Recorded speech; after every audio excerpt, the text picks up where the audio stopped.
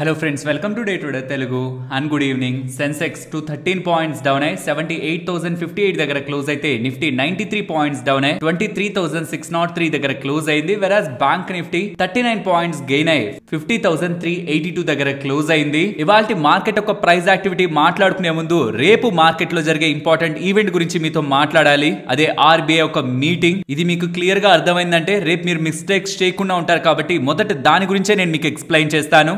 రేపు సుమారుగా 10 గంటలకి మార్నింగ్ 10 o'clock అరౌండ్ నుంచే మీకు ఆర్బీఐ మీటింగ్ రిలేటెడ్ గా చిన్నగా మీకు ఎక్స్పెక్టేషన్స్ అని ఈసారి రేట్ కట్ ఉంటుందా లేదా అనే ఒక ఊహాగానాలు అనేలా మీకు డేటా బయటకు వస్తూ ఉంటుంది. ఇప్పుడు మనకి ఆర్బీఐకి కొత్త గవర్నర్ గారు కదా సంజయ్ మల్హోత్రా గారు, అండ్ కొత్త గవర్నర్ గారు కొత్త సందర్భం. బడ్జెట్ తర్వాత వస్తున్న ఫస్ట్ ఆర్బీఐ మీట్ కాబట్టి ఈసారి ఆర్బీఐ వాళ్ళు వడ్డీ రేట్లని కట్ చేస్తారు, 25 బేసిస్ పాయింట్స్ కట్ చేస్తారని. సో ఇక్కడ మీరు గమనిస్తే అవుట్ ఆఫ్ 28 ఎక్స్పర్ట్స్ ఈ ఎకానమీ రిలేటెడ్ గా ఎప్పటి నుంచి ఆర్బీఐ మీటింగ్ ఫాలో అవుతున్న వాళ్ళలో 24 దగ్గరగా రేట్ కట్ ని ఎక్స్పెక్ట్ చేస్తున్నారు. ఆ 24 లో కూడా 23 ఏమో 25 బేసిస్ పాయింట్స్ కట్, ఇంకొకరేమో 50 బేసిస్ పాయింట్స్ కట్ ఎక్స్పెక్ట్ చేస్తున్నారు. అండ్ చాలా మంది అనుకుంటారు ఆర్బీఐ ఎంపీసీ మీటింగ్ అంటే కేవలం రేట్ కట్ తో ఎండ్ అయిపోతుందని. అనుకుందాం, రేట్ కట్ ఇచ్చారనే అనుకుందాం. దాని తర్వాత రివర్స్ రెపో అని, అంటే ఇప్పుడు రేట్ కట్ అంటే రెపో రేట్ అనమాట, అది రివర్స్ రెపో అని, సిఆర్ఆర్ అని, ఎస్ఎల్ఆర్ అని, రీసెంట్ గా ఓపెన్ మార్కెట్ ఆపరేషన్స్ గురించి కూడా చెప్పారు కదా. ఈ అప్డేట్స్ అన్ని కూడా ఈ మీటింగ్ స్టార్ట్ అయిన కొంత టైం ఇచ్చే మార్కెట్ లోకి వస్తూ ఉంటాయి. నెక్స్ట్ స్టాక్ మార్కెట్స్ పరంగా, బాండ్ డీల్స్ పరంగా, ఫోరెక్స్ మార్కెట్ పరంగా, లైక్ కరెన్సీ పరంగా, కమింగ్ టైమ్స్ లో ఇన్ఫ్లేషన్ పరంగా, జీడిపి గ్రోత్ రేట్ పరంగా, బ్యాంక్స్ యొక్క స్టెబిలిటీ పరంగా, ఫైనాన్షియల్ ఇన్స్టిట్యూషన్స్ పరంగా కూడా ఆర్బీఐ గవర్నర్ గారు కామెంట్స్ చేసే అవకాశం ఎక్కువగా ఉంది. ఎందుకంటే కొత్త గవర్నర్ గారి ఫస్ట్ మీటింగ్ కదా, మోస్ట్లీ బ్రాడ్ గా మాట్లాడే అవకాశం ఉంది. కాబట్టి 10 నుంచి 11 వరకు మార్కెట్ లో ఒక బిగ్ వోల్టాలిటీ ఉంటుంది. కాబట్టి కొత్త వాళ్ళు ఎవరైనా రేపు మార్కెట్ లో ట్రేడ్ చేద్దాం అనుకుంటున్నా, లేకపోతే మార్కెట్ పెరిగినా పడినా ఆ 1 అవర్ పాటు, ఆ తర్వాత కూడా మోస్ట్లీ కొంత టైం పాటు మార్కెట్ నుంచి వోలటాలిటీని అయితే ఎక్స్పెక్ట్ చేయండి. ఎందుకంటే తను ఏం స్టేట్మెంట్స్ చేస్తారు ఎండ్ అయ్యేంత వరకు కూడా మనకి తెలియదు. మెయిన్ స్టేట్మెంట్స్ అయిపోయాయి అనుకుంటాం, ఆర్బీఐ మీటింగ్ స్టార్ట్ అయ్యి రేట్ కట్ రిలేటెడ్ గా డెసిషన్ వచ్చేసి నెక్స్ట్ ఏదో 2-3 కామెంట్స్ చూస్తే అయిపోయింది అనుకుంటారు. బట్ ఎండ్ లో ఒకటి ఇస్తారనమాట, మళ్ళీ ఇన్ఫ్లేషన్ పరంగానో, ఫర్దర్ రేట్ కట్స్ పరంగానో, ఇంకేమైనా ఎక్స్పెక్టేషన్స్ పరంగానో, బ్యాంక్స్ రిలేటెడ్ గానీ ఏదో ఒక చేసే చిన్న స్టేట్మెంట్ మార్కెట్ ని మూవ్ చేయొచ్చు. కాబట్టి రేపటిది వోలటైల్ ఈవెంట్, బికాస్ కొత్త గవర్నర్ గారు మాట్లాడుతున్నారు కాబట్టి. అండ్ ఫస్ట్ టైం ఇన్ని నెలల్లో ఎప్పుడూ లేనంతగా రేట్ కట్ ఈసారి వస్తుందని మార్కెట్ స్ట్రాంగ్ గా ఎక్స్పెక్ట్ చేస్తుంది. కాబట్టి సో హోప్ మీకు ఆర్బీఐ మీటింగ్ రిలేటెడ్ గా క్లారిటీ వచ్చింది కదా. నెక్స్ట్ లేటెస్ట్ గా మార్కెట్స్ క్లోజ్ అయ్యాక వస్తున్న అప్డేట్, బ్యాంక్ ఆఫ్ ఇంగ్లాండ్ వాళ్ళు కూడా 25 బేసిస్ పాయింట్స్ వడ్డీ రేట్లని కట్ చేస్తున్నట్లు డేటా కనిపిస్తుంది. సో ఫెడ్ వాళ్ళు వడ్డీ రేట్లు కట్ చేశారు, bank of England and global గా ఉన్న చాలా సెంట్రల్ బ్యాంక్స్ వడ్డీ రేట్లు కట్ వైపు వెళ్ళాయి. కాబట్టి ఖచ్చితంగా రేపు వడ్డీ రేట్ కట్ ఉంటుందని మార్కెట్ ఇంకా స్ట్రాంగ్ గా బిలీవ్ చేస్తుంది. బట్ ప్రాబ్లం అంతా ఏంటంటే వడ్డీ రేట్ కట్ ఉంటుందని మార్కెట్ ఆల్రెడీ అనుకుంటుందంటేనే ఆల్రెడీ ఇదంతా ఫ్యాక్టర్ చేసేసిందా అనేది క్వశ్చన్ మార్క్. ఒకవేళ నిజంగా కట్ ఇచ్చినా సర్ప్రైజ్ అవ్వకపోతే కష్టం కదా. సో కట్ ఉండదు అనుకొని కట్ రావడమే సర్ప్రైజ్, బట్ కట్ ఉంటుంది అనుకుంటుంది. మరి రేపు కట్ వచ్చాక ఎలాంటి మార్కెట్ మూవ్ ఉంటుంది అనేది మనం అబ్జర్వ్ చేయాల్సి ఉంటుంది. జస్ట్ నౌ ఎఫ్ఐడిఐ డేటా అప్డేట్ అయింది. 3,549 crores అంటే 3,550 crores దగ్గరగా మళ్ళీ వాళ్ళని మనం సెల్ సైడ్ చూస్తున్నాం. So after constant cell of recent గా ఒక్కసారి కొంత బై సైడ్ వచ్చారు. సో మళ్ళీ 3,000 4,000 నెంబర్స్ చూడమేమో అనుకుంటే మళ్ళీ వాళ్ళ దగ్గర నుంచి అగైన్ సెల్ నెంబర్ కనిపిస్తూ ఉండడం, మార్కెట్ లో ఏదైతే ఎక్స్పెక్టేషన్స్ బిల్డ్ అవుతూ వచ్చాయో రీసెంట్ టైమ్స్ లో, అది అగైన్ విత్ ఎఫ్ఐఎస్ సెల్లింగ్, ఈ కాన్స్టెంట్ సెల్లింగ్, కొంత డిసప్పాయింట్మెంట్ కూడా మార్కెట్ లో రైజ్ అవుతుంది. బట్ ఒకే ఒక ఎక్స్పెక్టేషన్ ఏంటంటే రేపటిది ఫస్ట్ ఆర్బీఐ గవర్నర్ గారు మీట్ కదా, కొత్త గవర్నర్ గారు మీట్ కదా, ఏదైనా మార్కెట్ ని సర్ప్రైజ్ చేసేలా పాజిటివ్ స్టేట్మెంట్స్ ఏదైనా చేశారంటే స్టిల్ ఇంకా కూడా షార్ట్స్ 82% ఉన్నాయి ఎఫ్ఐఎస్వి. బడ్జెట్ అయిపోయింది, నెక్స్ట్ ఫస్ట్ ఆర్బీఐ మీటింగ్ లో రేట్ కట్ చేశాకైనా వాళ్ళ స్టాండ్ మారుతుందా అని చూడాలి. ఎందుకంటే ఎఫ్ఐఎస్ గతంలో మన మార్కెట్స్ నుంచి వెళ్ళిపోవడానికి ఏవేవైతే సహకరించాయో అవి కొంత కూల్ ఆఫ్ అవుతున్నాయి. ఫస్ట్ థింగ్ బాండ్ డీల్స్ 4.7 దగ్గరగా కూడా చూసారు కదా, అలాంటిది 4.4 రీసెంట్ టైమ్స్ లో లోయెస్ట్ వాల్యూస్ కి యూఎస్ బాండ్ డీల్స్ అయితే వస్తున్నాయి. డాలర్ ఇండెక్స్ కూడా 107 108 దగ్గరే స్టేబుల్ ఉంది. కాబట్టి అండ్ క్రూడ్ ఆయిల్ కూడా డౌన్ అవుతూ ఉండడం, అండ్ ట్రంప్ గారికి సంబంధించిన అఫీషియల్స్ కూడా రేట్ కట్ కావాలని ట్రంప్ గారు కోరుకుంటున్నారు. బట్ డైరెక్ట్ గా ఫెడ్ చైర్మన్ గారికి కాల్ చేసి అయితే అడగరు, కానీ రేట్ కట్ అయితే ఎక్స్పెక్ట్ చేస్తున్నారు ట్రంప్ గారు ఇలా స్టేట్మెంట్ చేయడం. అండ్ ఈ బాండ్ డీల్స్ కూడా డౌన్ అవడానికి కమింగ్ టైమ్స్ లో గవర్నమెంట్ స్పెండింగ్ తగ్గి ఇన్ఫ్లేషన్ తగ్గుతుందని మార్కెట్ ముందుగానే అర్థం అవుతుంది. కాబట్టి రేట్ కట్లు ఇంకా ఎక్కువ చేయొచ్చు, ఇన్ఫ్లేషన్ గురించి భయపడాల్సిన నీడ్ లేదని ఇలా అప్డేట్స్ వస్తుండడం, ఇవన్నీ కూడా ఎఫ్ఐఎస్ మార్కెట్ లో సెల్ చేయకుండా ఉండడానికే సహకరిస్తున్నాయి. కానీ వాళ్ళేమో సింగిల్ గా ఏ దారి అయితే ఎంచుకున్నారో అదే దారిలో వెళ్ళిపోతున్నట్లయితే కనిపిస్తుంది. లెట్స్ సీ రేపటి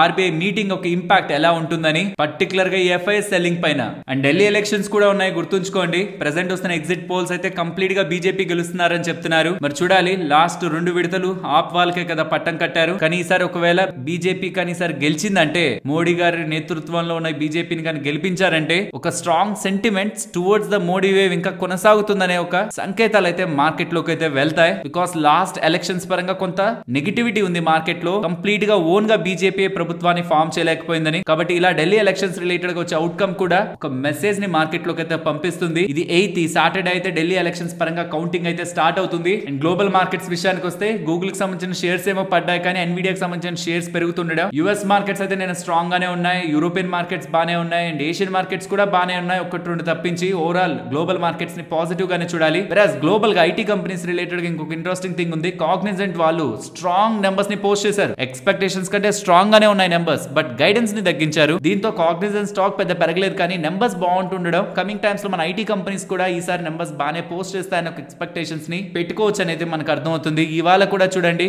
సిఎన్ఎక్స్ ఫార్మా ఐటీ ఈ రెండే ఇవాళ మనకి ఓవరాల్ అన్ని సెక్టార్స్ లో గ్రీన్ గా ఉంటున్నవి. ఎందుకు ఐటీ ఫార్మా గ్రీన్ లో ఉంటున్నాయి? దీనికి రీజన్ మీకు తెలుసు. లాస్ట్ కొంత టైం బ్యాక్ నుంచి ఇండియన్ రూపీ ఒక గ్రాఫ్ చూడండి, అండ్ లాస్ట్ 1 డే లో కూడా గ్రాఫ్ మీరు ఇండియన్ రూపీ గమనించారంటే వీక్ అవుతూనే వెళ్తుంది. ఇది ఏ సెక్టార్స్ కి మంచిది? ఆబ్వియస్లీ ఫార్మా ఐటీ, అదే వాటిని సపోర్ట్ చేస్తుంది. అండ్ యుఎస్ కి సంబంధించిన కొన్ని డేటా పాయింట్స్ వస్తున్నాయి, కానీ like ADP reported private payrolls data అవి ఎక్స్పెక్టేషన్స్ కంటే కొంత ఎక్కువగానే వస్తున్నాయి. ఫ్రైడే అనేది ఇంపార్టెంట్ డేటా అన్నమాట.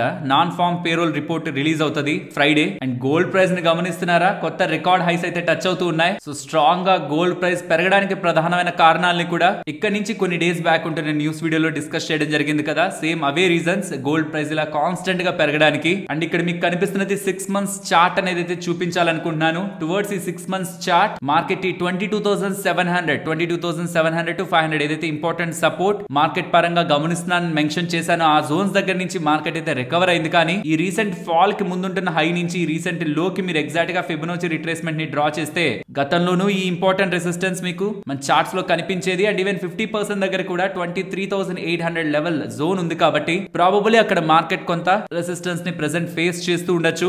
But as an big event మనకి రేపు ఆర్బీఐ మీటింగ్ తో మేక్ ఆర్ బ్రేక్ జరిగే సందర్భం కాబట్టి ఎఫ్ఐఎస్ గుడ్ షార్ట్ పొజిషన్స్ తో ఉన్నారు. ఏదైనా strong positive surprise apart from rate cut ఏదైనా జరిగిందంటే షార్ట్స్ కవర్ అయ్యి మార్కెట్ లో ఆ 23,800 కి పైగా మార్కెట్ వెళ్లి ఉండగలిగితే మాత్రం మార్కెట్స్ కి షార్ట్ టర్మ్ లో కూడా మనం మంచిగానే చూడొచ్చు. బట్ ఈ ఎఫ్ఐఎస్ సెల్లింగ్ నేనైతే మళ్ళీ ఈ నెంబర్ ఈ 3,800 crore దగ్గరగా నెంబర్ ని అంత ఈజీగా చూసేస్తానని అనుకోలేదు. ఎఫ్ఐఎస్ సెల్లింగ్ తగ్గిందనే మనసులో అనుకున్నాను, కానీ ఎఫ్ఐఎస్ సెల్లింగ్ అయితే నాన్ స్టాప్ గా కంటిన్యూ అవుతున్నట్లయితే కనిపిస్తుంది. అది ఒకటే కన్సర్న్. ఒకవేళ దీనికి తోడు ఆర్బీఐ కానీ డిసప్పాయింట్ చేస్తే, రేట్ కట్ ఇవ్వడంలో డిసప్పాయింట్ చేసినా రేట్ కట్ ఇచ్చి ఫర్దర్ గా మేము రేట్ కట్స్ కొంచెం ఆచితూచి వేస్తాం అడుగులు, ఇన్ఫ్లేషన్ మాకు ప్రాధాన్యం అనేలా స్టేట్మెంట్స్ ఏమైనా చేసినా అది మళ్ళీ ఫర్దర్ గా ఎఫ్ఐఎస్ ఒక సెల్లింగ్ రిలేటెడ్ గా యాడ్ చేస్తూ వాల్యూని యాడ్ చేస్తూ షార్ట్ టర్మ్ లో మార్కెట్ పైన ప్రెజర్ ఉంచుతుంది. కాబట్టి రేపు RBI event and coming times లో ఎఫ్ఐఎస్ ఒక సెల్లింగ్ మార్కెట్ పరంగా మనం షార్ట్ టర్మ్ లో అబ్జర్వ్ చేయాల్సిన మెయిన్ ఈవెంట్స్. ఫ్రెండ్స్, ఇలా మార్కెట్ లో ఉంటున్న ఎంటైర్ డేటాను అనాలిసిస్ చేస్తూ కంటెంట్ ఇలా మీ ముందుకు తీసుకురావడానికి మేము పెట్టిన ఎఫర్ట్స్ మీకు వాల్యుబుల్ గా అనిపిస్తూ ఉంటే మన వీడియోని తప్పకుండా లైక్ చేయండి.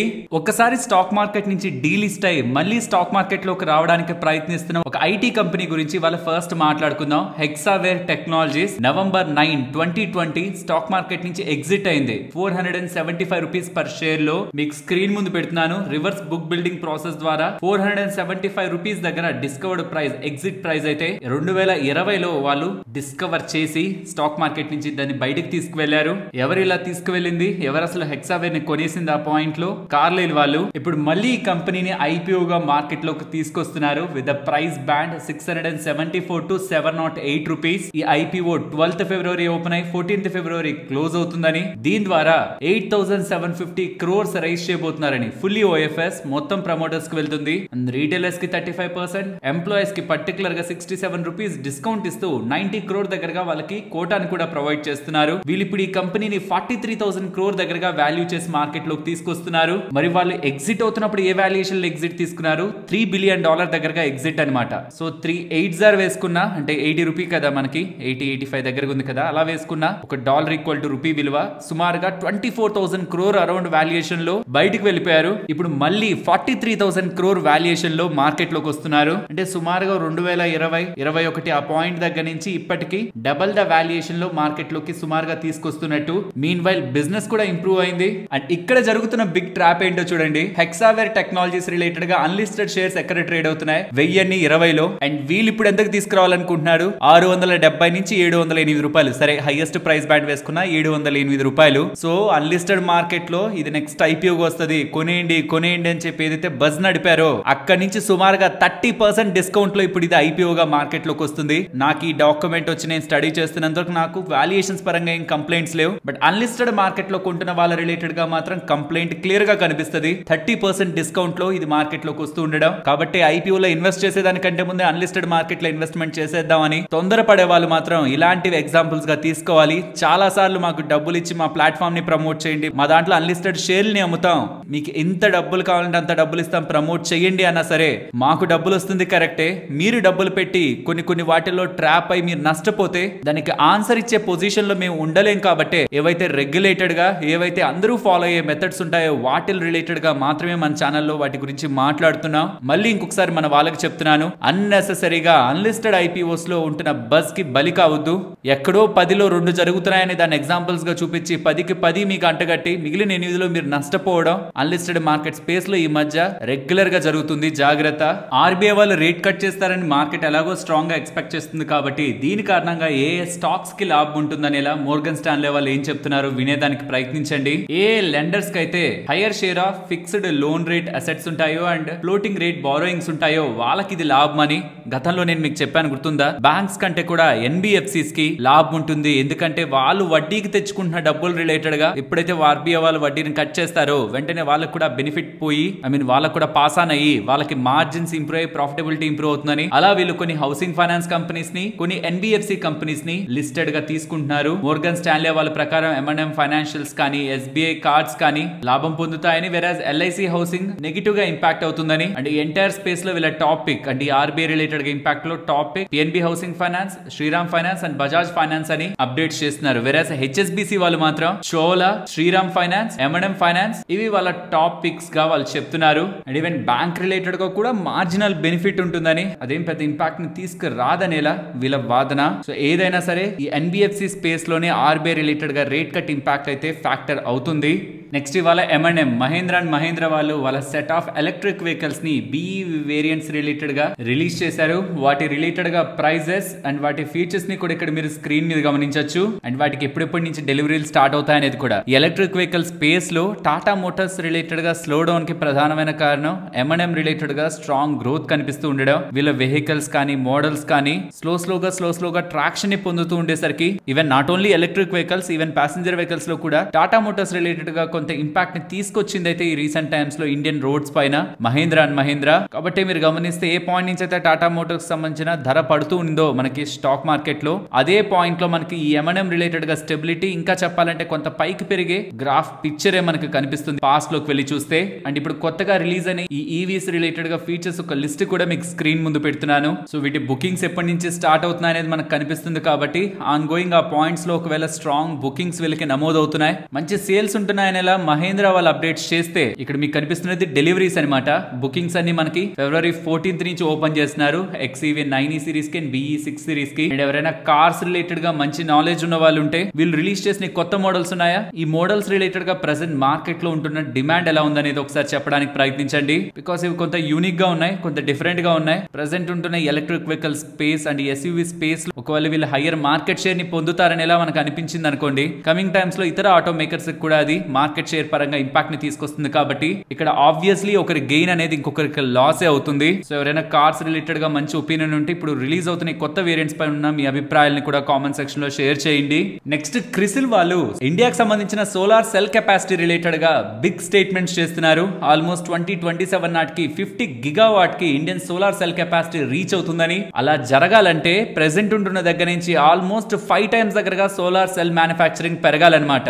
ఖచ్చితంగా దానికి గవర్నమెంట్ సపోర్ట్ కూడా PLI స్కీమ్స్ రూపంలో అందాలని. ఇంకా మనకి ఇండియాలో కావాల్సిన సోలార్ సెల్స్ ఇంకా మనం 80% దగ్గరగా ఇంపోర్ట్ చేసుకుంటున్నాం. కాబట్టి ఇండియాలో ఈ సోలార్ సెల్స్ రిలేటెడ్ గా బిజినెస్ చేస్తున్న కంపెనీస్ పరంగా స్ట్రాంగ్ ఎక్స్పాన్షన్ కమింగ్ టైమ్స్ లో జరుగుతుందని Waaree energies, premier energies, insolation energy వీటి రిలేటెడ్ గా కమింగ్ టైమ్స్ లో నియర్లీ 5 times దగ్గరగా బిజినెస్ పెరిగే అవకాశం ఉంటుందన్న స్ట్రాంగ్ స్టేట్మెంట్స్ అయితే వీళ్ళ దగ్గర నుంచి కనిపిస్తున్నాయి. సో ఈ ఎండ్ ఆఫ్ FY 2024 లో 10 గిగావాట్ దగ్గరగా ఉంటున్న సోలార్ సెల్ మ్యానుఫ్యాక్చరింగ్ కాస్త FY 2027 నాటికి 5 టైమ్స్ పెరిగి 50 to 55 గిగావాట్ కు వెళ్తుందనేలా చేసిన ఈ స్టేట్మెంట్స్ వారే ఎనర్జీస్ ప్రీమియం ఎనర్జీస్ రిలేటెడ్ గా స్ట్రాంగ్ గానే మనకు కనిపిస్తున్నా ఇన్ మీన్ వైల్ ఇదే స్పేస్ లోకి ఎంతమంది ప్లేయర్స్ ఇన్వాల్వ్ అవుతారు బికాస్ ఇక్కడ ఏం స్ట్రాంగ్ మోటివ్ మనకు కనిపించదు కదా. క్యాపెక్స్ చేసుకోగలిగితే మంచిగా డబ్బులు ఖర్చు పెట్టగలుగుతుంటే చాలా మంది ప్లేయర్స్ ఇన్వాల్వ్ అయ్యే స్కోప్ ఉంటుంది కాబట్టి అండ్ చైనాతో ఉంటున్న ప్లేయర్స్ తో కూడా ఇంటిగ్రేట్ అయ్యి ఇక్కడ మ్యానుఫాక్చరింగ్ ఫెసిలిటీస్ పెట్టే అవకాశం కూడా కనిపిస్తుంది కాబట్టి కమింగ్ టైమ్స్ లో వీళ్ళ రిలేటెడ్ గా సేల్స్ కంటే కూడా మార్జిన్స్ ఎలా ఉంటాయి దీని రిలేటెడ్ గానే వారే ఎనర్జీస్ వాళ్ళు ఐపీఓ టైంలో మాట్లాడారు. మేము వేరే వాళ్ళకంటే ₹1 ఎక్కువ పెట్టి అమ్ముతాం ఎందుకంటే మా బ్రాండ్ అలాంటిది, మా దగ్గర కొన్న వాళ్ళకి కూడా తెలుసు మేము తర్వాత సర్వీసెస్ ఎలా ఇస్తామనే స్టేట్మెంట్స్ కనిపిస్తున్నాయి. అలా బ్రాండ్ ఎవరైనా బిల్డ్ చేసుకోగలుగుతుంటే సస్టైన్ చేసుకోగలుగుతుంటే ఆ బ్రాండ్ ఇమేజ్ ని ఇంకేదైనా వాళ్ళకి సమ్ మోడ్ దొరుకుతుందేమో, లేదంటే ఇది ఎవరైనా ఎంటర్ అవ్వగలిగే స్పేసే కాబట్టి కమింగ్ టైమ్స్ లో నాట్ ఓన్లీ సేల్స్ మార్జిన్స్ కూడా వీళ్ళు ఎలా మెయింటైన్ చేసుకోగలుగుతారు అనేది మనం చూడాలి. నో డౌట్ సోలార్ డెఫినెట్ గా గ్రో అవుతుంది బట్ మెయిన్ పాయింట్ అంతా మార్జిన్స్. దానికోసమే వీళ్ళు బ్యాక్వర్డ్ ఇంటిగ్రేషన్ కూడా వెళ్తున్నారు చాలా కంపెనీస్ దగ్గరగా సో దట్ మార్జిన్స్ ని ఇంప్రూవ్ చేసుకుందామని. బట్ కొత్త ప్లేయర్స్ వచ్చి వాళ్ళ ఫర్దర్ ప్రైజింగ్స్ ని తగ్గిస్తే వాళ్ళంతా బ్యాక్వర్డ్ ఇంటిగ్రేట్ అయినా వాళ్ళ ఫర్దర్ ప్రైజింగ్ రిలేటెడ్ గా డెసిషన్ తీసుకోవాల్సి ఉంటుంది కాబట్టి కమింగ్ టైమ్స్ లో ఈ స్పేస్ లో కాంపిటీషన్ ఎలా పెరుగుతుంది అన్నది కూడా ఈ స్పేస్ లో ఇన్వెస్ట్మెంట్ చేసిన వాళ్ళు గమనిస్తూ రావాలి. ఫ్రెండ్స్ ఇలా న్యూస్ అప్డేట్స్ ని అనాలిసిస్ చేస్తూ మీ ముందుకి కంటెంట్ తీసుకురావడానికి మేం పెడుతున్న ఎఫర్ట్స్ మీకు వాల్యుబుల్ గా అనిపిస్తూ ఉంటే మన వీడియోని తప్పకుండా లైక్ చేయండి. అమెరికాలో ఉండే భారతీయులకి శుభవార్త అనే చెప్పుకోవాలి. ఎందుకంటే ట్రంప్ గారు ఇక్కడ నుంచి కొద్ది రోజుల క్రితం ఎవరెవరికైతే పిల్లలు యుఎస్ లో పుడతారో ఒకవేళ అలా పుడుతున్న పిల్లల యొక్క తల్లిదండ్రులు కానీ యుఎస్ సిటిజన్స్ కాకపోతే లైక్ ఇల్లీగల్ గా ఉన్న ఇమిగ్రెంట్స్ కానివ్వండి టెంపరీ వీసాతో ఉంటున్న వాళ్ళు కానివ్వండి అది ఎవరైనా సరే తల్లిదండ్రులు ఒకవేళ యుఎస్ సిటిజన్స్ కాకపోతే పుట్టే పిల్లలకి యుఎస్ సిటిజన్షిప్ బై బర్త్ రాదు అనేలా కొత్త డెసిషన్ ఎగ్జిక్యూటివ్ ఆర్డర్ అయితే పాస్ చేశారు కదా. దాన్ని మేరీల్యాండ్ డిస్ట్రిక్ట్ జడ్జ్ మన 250 ఏళ్ల చరిత్ర కలిగిన ఈ సిటిజన్షిప్ బై బర్త్ ని ట్రంప్ గారు ఎలా ఒక్క ఆర్డర్ తో బయటకు తీసేయాలని చూస్తున్నారు కాబట్టి దాని మీద మేము స్టే విధిస్తున్నామని ఈ ఫిబ్రవరి 19వ తేదీ నుంచి అమల్లోకి రావాల్సిన ట్రంప్ గారి ఆర్డర్ పైన రిస్ట్రిక్షన్ అయితే విధించడం జరిగింది. దీని మీద ఫర్దర్ కోర్ట్స్ కి అండ్ లీగల్ ఆప్షన్స్ కి ట్రంప్ గారు వెళ్తారు, యుఎస్ అడ్మినిస్ట్రేషన్ వెళ్తుంది. బట్ యుఎస్ కోర్ట్స్ నుంచి ట్రంప్ గారికి అగైనెస్ట్ గా ఇలాంటి జడ్జ్మెంట్స్ వస్తూ ఉండడం అట్లీస్ట్ ఒక స్మాల్ హోప్. ఇది ఒకవేళ రిమూవ్ అవ్వబడినట్లయితే యుఎస్ లో ఎవరైతే ఫర్దర్ గా లైఫ్ లాంగ్ ఉండాలనుకుంటున్నారో వాళ్ళ పిల్లల కెరియర్ ని కూడా ప్లాన్ చేసుకుంటున్నారో వాళ్ళకి ఇది డెఫినెట్లీ ఒక శుభవార్త అనే చెప్పాలి. దీని కారణంగా అక్కడ ఉంటున్న ఇండియన్స్ ఎవరెవరైతే ప్రెగ్నెన్సీతో ఉన్నారో ఈవెన్ ఇతర నేషన్స్ వాళ్ళు కూడా యుఎస్ లోనే సిటిజన్షిప్ ఉండాలి వాళ్ళ పిల్లలకి అనుకుంటున్నారో వాళ్ళు ప్రీమెచ్యూర్ గానే డెలివరీస్ కి వెళ్తున్నారనేలా కూడా రీసెంట్ గా ఆర్టికల్స్ ఉంటున్నాయి కాబట్టి సఫరింగ్ అంతటిని కూడా కోర్ట్స్ మాత్రమే ఇక్కడ యుఎస్ లో డీల్ చేయగలవు. లెట్స్ సీ కమింగ్ టైమ్స్ లో దీని రిలేటెడ్ గా ఫైనల్ జడ్జ్మెంట్ ఎలా ఉంటుందని. ఫ్రెండ్స్ ఇక జొమాటో అనేది ఉండదు. ఎస్ ఎందుకంటే జొమాటో లిమిటెడ్ ని ఎటర్నల్ లిమిటెడ్ అనే పేరుకి మార్చేస్తున్నారు. దీని బ్యాక్ ఏదైనా ఇంట్రెస్టింగ్ లాజిక్ ఉంటుందా అనేది చూడాలి. ఎందుకంటే జొమాటో అనేది చాలా స్ట్రాంగ్ గా బిల్డ్ అయిన పేరు కదా. స్విగ్గీ జొమాటో అని చాలా కోట్లు పెట్టి దాని రిలేటెడ్ గా బ్రాండ్ బిల్డింగ్ ని చేస్తుంటారు. బట్ మరి ఎందుకో కానీ జొమాటో నుంచి ఎటర్నల్ లిమిటెడ్ కి పేరు మారుస్తూ ఉండడం ఫర్దర్ గా వాళ్ళ ఫుడ్ బిజినెస్ రిలేటెడ్ గా కానివ్వండి వాళ్ళ బ్రాండింగ్ మొత్తాన్ని కూడా మారుస్తారా జస్ట్ కంపెనీ పేరుని మార్చారా? లైక్ గూగుల్ ఉంది మనకి, ఇంకా సెర్చ్ ఇంజిన్ పేరు గూగులే కదా, కానీ తన పేరెంట్ కంపెనీ ఏమో ఆల్ఫాబెట్ అని పెట్టుకుంటారు. సో అలా ఏమైనా ఒక పేరెంట్ కంపెనీలా ఎటర్నల్ లిమిటెడ్ అని పెట్టుకొని దాని కింద జొమాటో బ్రాండ్ ఇంకొన్ని బ్రాండ్స్ ఉన్నాయి కదా వాటన్నిటిని పెట్టుకుంటారా అని చూడాలి. ఒకవేళ ఫుడ్ డెలివరీ యాప్ రిలేటెడ్ గా కూడా జొమాటో తీసేసి ఎటర్నల్ అని పెడితే మాత్రం అది నాకు తెలిసి రైట్ డెసిషన్ అయితే నేను అనుకోవట్లేదు. ప్రాబబుల్లీ ఈ డెసిషన్ అంతా కూడా ఓన్లీ కంపెనీ పేరు వరకే ఉంటూ Zomato as a food delivery business related గా ఏదైతే ఉందో దాన్ని అలా వదిలేస్తారని అనుకుంటున్నాను. ఇంతకీ మీకు ఈ జొమాటో అనే పేరు బాగా నచ్చిందా, ఎటర్నల్ అనే పేరు బాగా నచ్చిందా? అలవాటు అయిపోయింది కాబట్టి జొమాటోనే అంటారు అనుకుంటున్నా. ఇన్ఫాక్ట్ దీని రిలేటెడ్ గా క్లారిటీ కూడా దీపేంద్ర గోయల్ గారి దగ్గర నుంచి వస్తుంది. కేవలం కంపెనీ పేరునే మారుస్తారని, అంటే స్టాక్ మార్కెట్ లో మాత్రం జొమాటో పేరు బదులు ఎటర్నల్ అనే పేరు ఉంటుందని, వెరస్ బయట మనం వాడే యాప్ మాత్రం జొమాటో అనే ఉంటుందని అప్డేట్స్ చేస్తున్నారు. నెక్స్ట్ రైల్టెల్ గురించి మాట్లాడుకోవాలి. వీళ్ళు 49,68 lakhs విలువ చేసే ఆర్డర్ నార్త్ ఫ్రంటియర్ రైల్వే వాళ్ళ దగ్గర నుంచి గెలుచుకున్నారని, for video surveillance system installation వీళ్ళకి ఆర్డర్ లభించినట్లు. ఇది May 5th, 2026 లోపు ఎగ్జిక్యూట్ చేస్తారని అప్డేట్ చేస్తున్నారు. నెక్స్ట్ చార్జ్ పాయింట్ వాళ్ళు హెచ్సిఎల్ టెక్నాలజీ వాళ్ళతో కలిసి ఈవీ ఛార్జింగ్ రిలేటెడ్ గా ఉంటున్న టెక్నాలజీ పై హెచ్సిఎల్ టెక్నాలజీస్ వాళ్ళ దగ్గర నుంచి సర్వీసెస్ అందుకుంటారని అప్డేట్స్ చేస్తున్నారు. ఏంటి ఛార్జ్ పాయింట్? ఇది అమెరికాకు సంబంధించిన ఈవీ వెహికల్స్ ఛార్జింగ్ ఇన్ఫ్రాస్ట్రక్చర్ ని ప్రొవైడ్ చేసే కంపెనీ. ఇది నాకు తెలిసి one of the largest EV vehicles related గా ఛార్జింగ్ ఉంటున్నది అనమాట, ఇన్ఫ్రాస్ట్రక్చర్ ఉంటున్నది. 14 కంట్రీస్ దగ్గరగా వీళ్ళ ప్రెసెన్స్ ఉంది. అలాంటి వీళ్ళు హెచ్సిఎల్ టెక్నాలజీస్ వాళ్ళతో టైప్ అయి ఈవీ ఛార్జింగ్ పరంగా టెక్నాలజీ పైన కలిసి పనిచేయబోతున్నారని వస్తున్న అప్డేట్స్ హెచ్సిఎల్ టెక్నాలజీస్ వాళ్ళు ఎక్స్చేంజెస్ కి అప్డేట్ చేశారు.